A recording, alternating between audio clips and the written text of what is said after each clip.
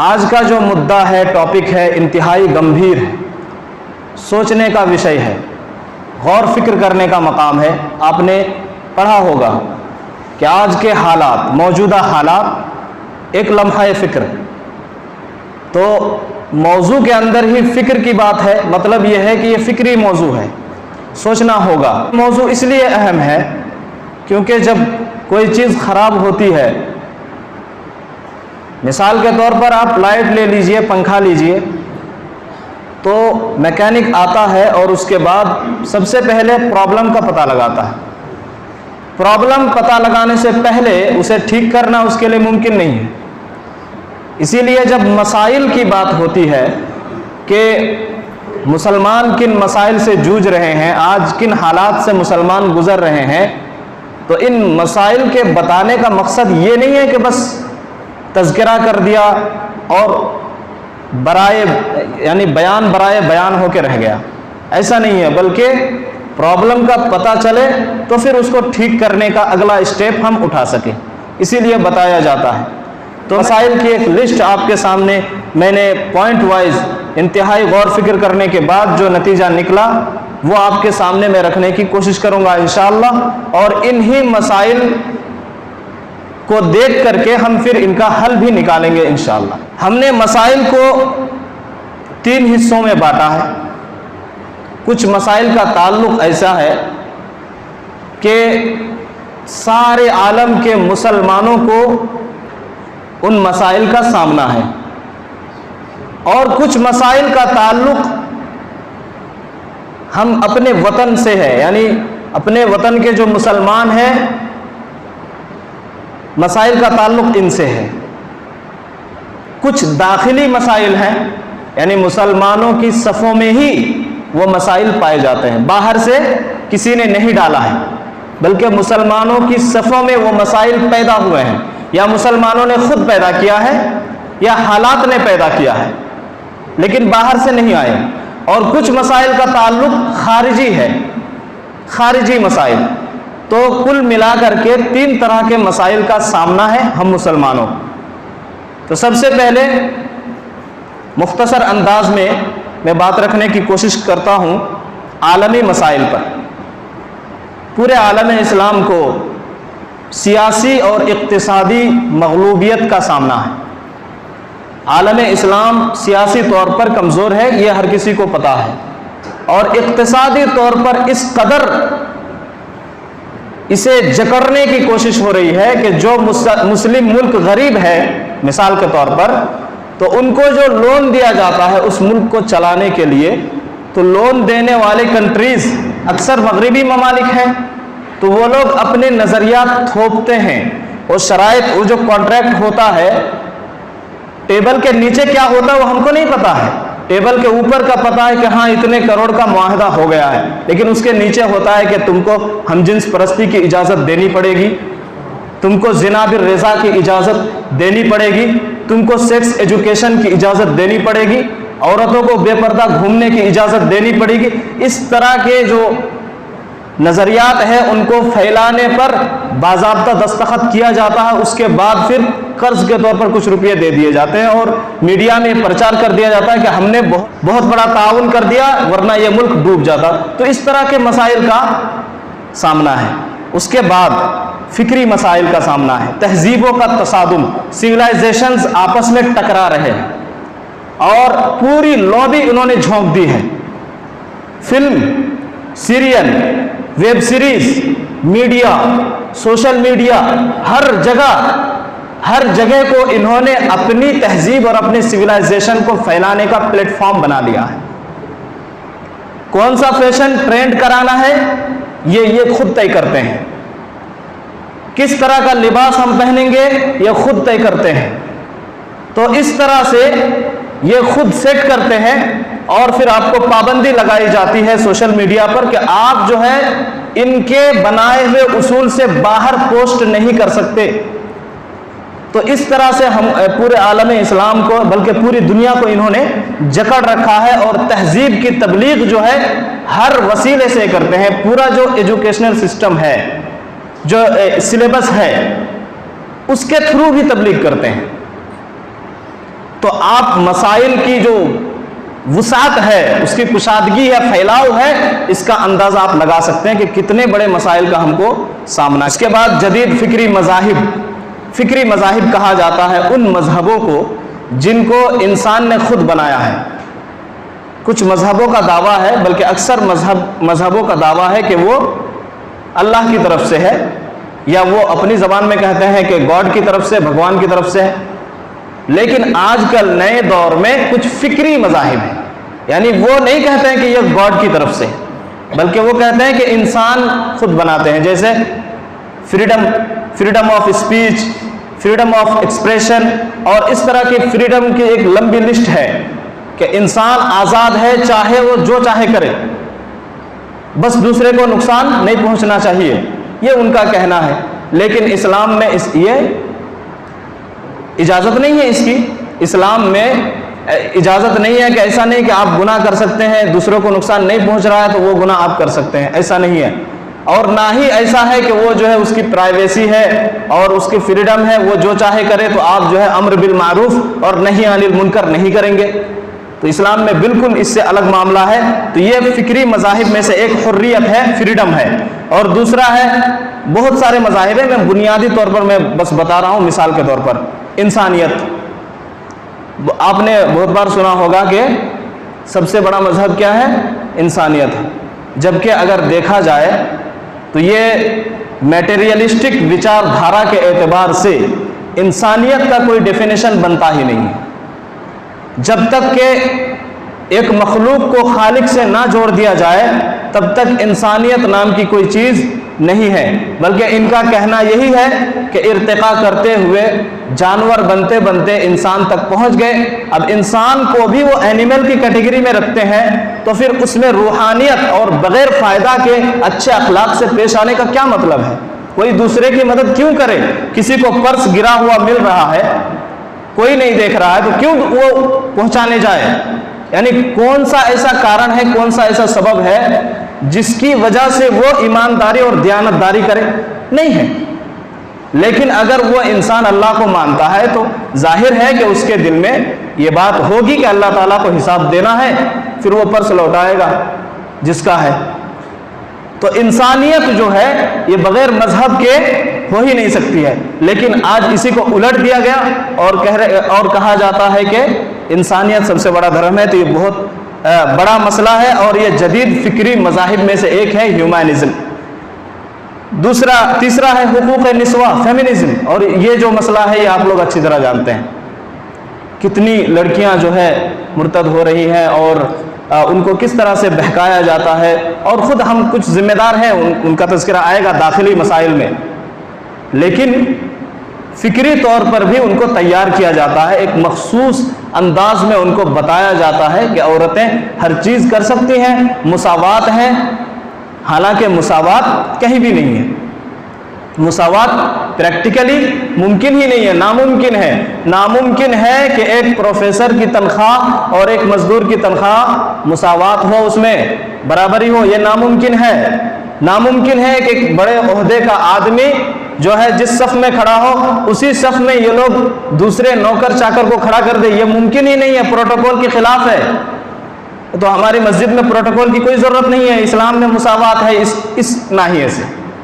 اسلام میں جو ہے وہ عدل ہے۔ مساوات اور عدل میں فرق یہ ہے کہ آپ کے اگر 3 بچے ہیں، ایک بڑا ہے جوان ہے، دوسرا میڈیم ہے، تیسرا چھوٹا ہے، تو جس کو جتنی ضرورت ہے اتنا کھانا دیجئے، یہ عدل ہے۔ اور اگر مساوات کریں گے تو تینوں کو ایک وزن کر کے دینا پڑے گا، تو پھر بڑے کا حق مارا جائے گا یا چھوٹے کو زیادہ دینا پڑے گا، تو اس طرح سے نظام نہیں چل پائے گا اور پاسبل ہی نہیں ہے مساوات سے۔ تو حقوق نسواں اور مرد کو عورت کے برابر کھڑا کرنا اور یہ سب نعرے، یہ پریکٹیکلی پاسبل نہیں ہے، اس کے باوجود تبلیغ کا زور ہے، ان کے پاس پلیٹ فارم ہے، اس لیے من چاہے طریقے سے دلوں میں یہ ٹھونس رہے ہیں، برین واشنگ کر رہے ہیں۔ ایک مسئلہ ہے شکوک و شبہات کا طوفان ہمارے نوجوانوں کے اندر۔ پتہ نہیں، زمینی حالت تو اچھی نظر آتی ہے، لیکن کون جانتا ہے کس کے دل میں کون سا شک اور کون سا شبہ پل رہا ہے؟ کون جانتا ہے؟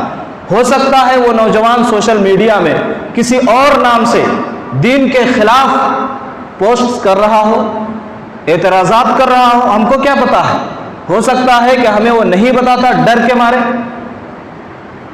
کہ مجھے جو ہے مرتد نہ سمجھ لیں، یا ہو سکتا ہے ان کے پاس کوئی جواب نہ ہو تو میرے بارے میں غلط فہمی کے شکار ہو جائے اور میں ان کے نظر میں بدنام ہو جاؤں، ہو سکتا ہے۔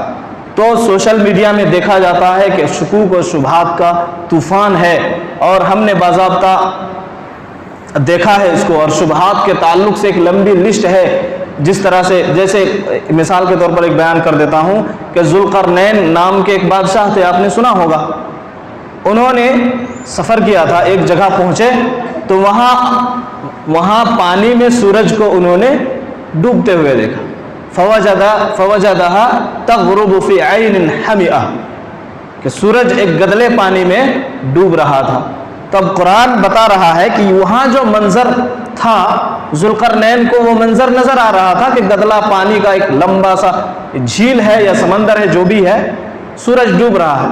اب اس کو غلط رنگ دے کر کے شکوک و شبہات پھیلانے والے یہ بتانے کی کوشش کرتے ہیں کہ قرآن میں بہت بڑی سائنٹیفک غلطی ہے، اور بتایا جا رہا ہے کہ سورج ڈوبتا ہے گدلے پانی میں، حالانکہ وہ قرآن کا مقصود نہیں تھا، لیکن چونکہ ہمارے نوجوان اس لیول تک نہیں پہنچے کہ قرآن کو خود سے سمجھ سکے، اسی لیے وہ ان کی باتوں میں آ جاتے ہیں۔ وہ بار بار زور دیتے ہیں آپ کو کہ آپ آزادانہ طور پر قرآن پڑھیں، مولویوں سے نہ سنیں، وہ لوگ چھپاتے ہیں، یہ غلطیاں ہیں، اس طرح سے آپ کو بہکاتے ہیں، اور دانشوری اور کیا کیا نعروں سے آپ کو جو ہے لبھاتے ہیں اپنی طرف، پھر اپنی بات منواتے ہیں۔ واقعہ معراج کے بارے میں شک پھیلایا جاتا ہے، حالانکہ جو اتنا بڑا یونیورس ہے، جو لوگ سائنس کے اسٹوڈنٹ ہیں یا جو بیسک پڑھے ہوئے وہ جانتے ہیں اتنا بڑا یونیورس ہے اور اتنے بڑے بڑے ستارے سیارے ہیں، ان کو پیدا کیا اللہ تبارک و تعالیٰ نے۔ اس کے لیے کون سی بعید بات ہے کہ نبی صلی اللہ علیہ وسلم کو 7 آسمانوں میں بلائے، 7 آسمانوں کا سفر کرے، اس کے لیے کوئی بعید نہیں ہے۔ اور جو اللہ کو مانتا ہی نہیں ہے تو اسے اللہ کے وجود پر سوال کرنا چاہیے، نہ کہ اسلام کے اندر گھس کر کے اس کی جزئیات پر سوال کرنا چاہیے۔ یہ جو ہے اصولی طور پر غلط چیز ہے۔ تو اتنے بڑے یونیورس کو پیدا کرنے والا اللہ تبارک و تعالیٰ نے قرآن مجید میں اس طرف اشارہ کیا، انتم اشد خلقا ام السماء بناها، کیا تمہیں پیدا کرنا زیادہ مشکل ہے یا آسمان کو پیدا کرنا؟ تو اللہ تعالیٰ نے تو خود ہی بتا دیا کہ آسمان کو پیدا کرنا اتنا آسان کام نہیں ہے، اس کے باوجود شکوک و شبہات پھیلاتے ہیں اور ہمارے مسلمانوں کو، ہمارے مسلم نوجوانوں کو شکار بناتے ہیں۔ ایک اور مسئلہ جو ہمارے سامنے ہے، بدعقیدگی کا مسئلہ، یہ بہت ہی خطرناک مسئلہ ہے، اور یہ ایمان اور کفر کا مسئلہ ہے۔ ایک ہوتا ہے حلال اور حرام کا مسئلہ۔ حلال اور حرام کے مسئلے میں مغفرت کا چانس ہے، ہو سکتا ہے اللہ تعالیٰ معاف کر دے، یا اللہ تعالیٰ کچھ دنوں تک عذاب دے کر کے جہنم سے نکال دے۔ لیکن عقیدے کا جو مسئلہ ہے، جو ایمان اور کفر کا مسئلہ ہے، اگر وہ کفر اکبر تک پہنچ جاتا ہے، شرک اکبر تک پہنچ جاتا ہے، تو چانس ہی نہیں ہے۔ ان اللہ لا یغفر ان یشرک بہ ویغفر ما دون ذلک لمن یشاء، کہ اللہ تبارک و تعالیٰ شرک کو کبھی نہیں بخشے گا۔ اگر شرک پر کسی کی موت ہو رہی ہے تو اس کی بخشش کی کوئی امید نہیں ہے۔ وَيَغْفِرُ مَا دُونَ ذَلِكَ لِمَن يَشَاءُ، اور اس کے علاوہ جو دیگر گناہ ہیں، ہو سکتا ہے اللہ تبارک و تعالیٰ اپنی مشیت اور اپنے ارادے سے معاف فرما دے۔ تو عقیدے کا مسئلہ بہت ہی بڑا مسئلہ ہے، بنیادی مسئلہ ہے۔ جب رسول اکرم صلی اللہ علیہ وسلم نے دعوت کی ابتدا کی تھی مکہ میں، اس وقت زناکاری بھی عام تھی، شراب خوری عام تھی، ظلم ہوتا تھا کمزوروں پر، سود خوری تھی۔ ان سب کو چھوڑ کر کے سب سے پہلے عقیدے کی اصلاح کی۔ اسی لیے آپ مکی صورتوں کو دیکھیں گے، جو صورتیں ہجرت سے پہلے نازل ہوئی، ان پر زیادہ تر توحید اور شرک کے بارے میں باتیں ہیں۔ مدینے میں جا کر کے جو صورتیں نازل ہوئی ہجرت کے بعد، ان میں آپ دیکھیں گے کہ سود حرام ہے، زنا حرام ہے، چور کے ہاتھ کاٹ دو، اور مختلف مسائل ہیں، احکام ہیں۔ تو عقیدے کا مسئلہ بہت ہی ضروری ہے. آگے یہ چند مسائل تھے جو پوری دنیا کے مسلمانوں کو ان مسائل کا سامنا ہے. اب ہم آتے ہیں کہ اپنے وطن کے مسلمانوں کو کن مسائل کا سامنا ہے. انتہائی تیزی کے ساتھ میں آگے بڑھوں گا انشاءاللہ. مسلمانوں کو تعلیم کا مسئلہ ہے، بتانے کی ضرورت نہیں ہے. صحت کا مسئلہ یہ ہے کہ مسلمانوں کے پاس اچھے ہاسپٹلز نہیں ہیں تمام علاقوں میں. مسلم خواتین اگر علاج کے لیے جانا چاہتی ہے تو اکثر و بیشتر علاقوں میں ان کو غیر محرم اور غیر مسلم ڈاکٹروں سے علاج کرانا پڑ رہا ہے. بڑی شرم کی بات ہے. صحت کا مسئلہ. اقتصاد کا مسئلہ ہے. میں شاید غلط نہ ہوں اگر کہوں کہ زیادہ بھیک مانگنے والے مسلمان ہیں. ہمارے علاقے میں تو یہی نظر آتا ہے. اب اس علاقے کا کیا حال ہے یہ آپ کو بہتر معلوم ہے. حالانکہ اسلام میں جو حل موجود ہے اس سے بہتر حل کوئی نہیں ہے، لیکن پھر بھی ہمیں اقتصاد کا مسئلہ ہے. سیاست میں کمزوری ہے، یہ بھی بتانے کی ضرورت نہیں ہے. تو یہ چند داخلی مسائل ہے. افتراق و انتشار ہے. چھوٹی چھوٹی باتوں میں اتنے اختلافات ہیں، مسلکی اختلافات، برادری کے اختلافات، محلوں کے اختلافات، مسجدوں کے اختلافات، خاندانوں کے اختلافات، الگ الگ ورائٹی کے اختلافات جو ہے مسلم معاشرے میں آپ کو ملیں گے. یہ افتراق و انتشار ہے. کسی چیز میں اگر متحد ہو جائیں، ہو سکتا ہے ناموس رسالت پر ہم متحد ہوں، رسول اکرم صلی اللہ علیہ وسلم کے نام پر ہم متحد ہو سکتے ہیں کہ رسول صلی اللہ علیہ وسلم سے پیارا آدمی ہمارے نزدیک کوئی نہیں ہے. تو آپ کی تعلیمات پر ہمیں کم سے کم متحد ہونا چاہیے. سماجی برائیاں، یہ جو میں کہہ رہا تھا کہ لڑکیاں ہماری صفوں سے نکل رہی ہیں، غیروں کے پاس جا رہی ہیں، ان میں سماجی برائیوں کا بہت بڑا دخل ہے. سماجی برائی کہتے ہیں اس کو کہ ایک سماج پورا اس برائی پر متحد ہو جاتا ہے. جیسے جہیز کا مسئلہ ہے. جہیز پر ہو سکتا ہے 1 2 3 لوگ بولیں، لیکن جب ان کے گھر میں شادی کی بات آتی ہے تو وہ عمل کرتے ہیں، اس پر نہیں چھوڑتے. ایسے بولنے کے بعد بول دیتے ہیں لیکن نہیں چھوڑتے ہیں. اور اس جہیز کی وجہ سے بہت ساری لڑکیاں ہماری صفوں سے نکل رہی ہیں. یہ بہت بڑی اور کڑوی حقیقت ہے. اسے تسلیم کیے بنا کوئی چارہ نہیں ہے. اسی طرح نشہ سماجی برائی ہے. نشہ میں ہمارے مسلم نوجوان ملوث ہیں. اسی طرح آپ جو ہے مسلم محلوں میں نکلیے، ان کی زبان کیسی ہے، تہذیب ہے، گالی گلوچ، غیبت، چغلی، جھوٹ، بہت ساری برائیاں جو ہے یہ ساری سماجی برائیاں ہمارے اندر موجود ہے. یہ داخلی مسائل ہیں. جس طرح تعلیم میں، صحت میں، اقتصاد میں، سیاست میں ہم کمزور ہیں، دینی طور پر بھی کمزور ہیں. ارکان اسلام کی سمجھ بہت ہی کم لوگوں کو ہے، اور اسلام کے جو ثوابت ہیں، جو بنیادیں ہیں، اس کی سمجھ بہت کم لوگوں کو ہے. اب خارجی مسائل میں ہم نے 2 مسئلوں کو گنایا ہے. دشمنوں کا مکر و فریب، جس میں آپ کا یونیفارم سول کوڈ کو خطرہ ہے، نکاح ہے، طلاق ہے، خلا ہے، بچوں کو گود لینا ہے، وراثت کے مسائل ہیں. ان تمام قوانین جو مسلم پرسنل لا بورڈ کے تحت آتے ہیں، وہ ساری چیزیں ختم ہونے کی سازشیں ہو رہی ہیں. آپ کے وجود کو خطرہ ہے. یہاں جو ہے آپ کو 2 نمبر کے شہری بنانے کی کوشش ہے. یہ سارے مسائل ہیں، یہ خارجی مسائل ہیں. اسی طرح اسلام کے خلاف پروپیگنڈا مہم صبح سے لے کر کے شام تک آپ کو معلوم ہے کس طرح سے وہ مہم جاری ہے. اب ہم حل کی طرف آتے ہیں. حل اللہ تبارک و تعالیٰ نے نبی کریم صلی اللہ علیہ وسلم اور پیغمبران کرام جن کو بھیجا جاتا تھا ان کے بارے میں بتایا گیا کہ یہ لوگ چند مرکزی چیزوں پر کام کرتے تھے. وَيُعَلِّمُهُمُ الْكِتَابَ وَالْحِكْمَةَ وَيُزَكِّيهِمْ، کہ وہ کتاب اور حکمت کی تعلیم دیتے ہیں، یعنی علم یہ حل ہے، تعلیم دینا یہ حل ہے. وَيُزَكِّيهِمْ، اور دوسرا حل بتایا گیا کیا ہے؟ تزکیہ ہے. تزکیہ اور تقوی تھوڑا سا فرق ہے، بس دونوں کا تعلق دل سے ہے. تو تزکیہ کے بارے میں اور تقوی کے بارے میں نبی کریم صلی اللہ علیہ وسلم نے ایک انتہائی قیمتی بات کی طرف اشارہ کیا. الا وان فی الجسد مضغۃ اذا صلحت صلح الجسد كله واذا فسدت فسد الجسد كله، کہ انسان کے سینے میں، انسان کے جسم میں ایک لوتھڑا ہے گوشت کا، اگر وہ صحیح ہے تو اس کا سارا بدن صحیح ہوگا، اگر وہ فاسد ہے، اس میں بگاڑ ہے، تو اس کے اعمال میں بھی بگاڑ ہوگا۔ بہت سارے لوگوں کو آپ نے کہتے ہوئے سنا ہوگا کہ پردہ آنکھوں کا نہیں ہوتا، دل کا ہوتا ہے نا؟ عورتوں کو وہ دیکھتے ہوں گے اور بتاتے ہوں گے کہ پردہ تو دل میں ہے، آنکھوں میں کیا ہے؟ حالانکہ آنکھوں کا دیکھنا یہ دل کی خرابی کی نشانی ہے۔ یہ میرے سرور کائنات صلی اللہ علیہ وسلم نے کہا ہے کہ اذا فسدت فسد الجسد کلہ، اگر دل میں خرابی ہے تو اس کے اعمال میں خرابی ہے، اگر نگاہ بد نگاہی ہے تو اس کا مطلب یہ ہے کہ اس کے دل کے اندر خرابی ہے، یہ اس بات کی علامت ہے۔ لہٰذا وہ انسان جھوٹ بولتا ہے جو گھورتے ہوئے دیکھتا ہے اور بتاتا ہے کہ میرا دل پاک ہے، صاف ہے۔ تو اس حدیث کو ہمیشہ یاد رکھیں جب اس طرح کے شبہات اور شکوک آپ کے دلوں میں پیدا کرنے کی کوشش کی جائے۔ ارکان اسلام کا نفاذ کم سے کم اپنے معاشرے کے اندر اسلام کے جو ارکان ہیں 5 ارکان، ان کو نافذ کرنے کی کوشش کریں۔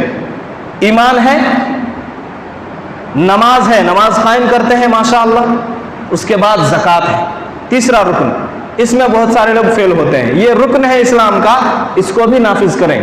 روزہ ہے ماشاءاللہ، ہم سب نے روزہ رکھا، اس کے بعد حج ہے۔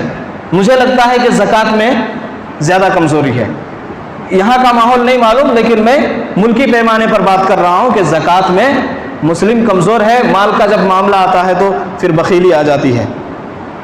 اس طرح حسب استطاعت دیگر مسائل کا حل نکالنے کی کوشش کرنی چاہیے اور برائیوں کو روکنے کی تدبیریں کرنی چاہیے، اور جہاں تک خارجی مسائل کا تعلق ہے تو اس کا سب سے بہترین حل یہ ہے کہ آپ اچھے اخلاق کے ساتھ اور علم کے ساتھ دعوت و تبلیغ کا کام کریں، اپنے اخلاق سے اور اپنی اچھی زبان سے، اچھی تہذیب سے اسلام کو پیش کریں، تو اللہ تبارک و تعالی آسانیاں پیدا فرمائے گا۔